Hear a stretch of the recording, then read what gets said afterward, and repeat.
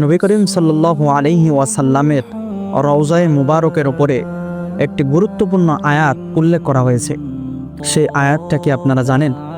আল্লাহ তাআলা যে আয়াতের মধ্যে বলেছেন যে একজন বান্দা অসংখ্য অগণিত গুনাহ করার পরেও যখন আমার নিকটে তওবার বিষয় নিয়ে আসে, আমি আল্লাহ পাক রব্বুল আলামিন তাকে ক্ষমা করে দিই। আয়াতটি হলো ওয়ালাউ আন্নাহুম ইযযালামু আনফুসাহুম, যদি মানুষেরা অসংখ্য অগণিত গুনাহ করে, সুম্মা জাউকা, হে নবী, এরপরে যদি আপনার নিকটে তারা আসে, কিসের উদ্দেশ্যে?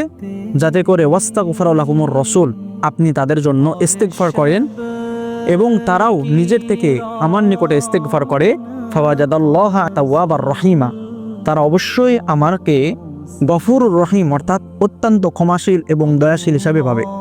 একটু চিন্তা করার বিষয় যে আল্লাহ পাক রব্বুল আলামিনের এই আয়াতটি কতটা, যে রাসূল সাল্লাল্লাহু আলাইহি ওয়াসাল্লামের রওজার উপরে এই আয়াতটি লিখে দেওয়া হয়েছে। অন্যান্য পৃথিবীর কোনো জিনিস কিন্তু লিখে দেওয়া হয়নি। এই আয়াতটি কেন লিখে দেওয়া হয়েছে? এই আয়াতটির গুরুত্ব বোঝানোর জন্য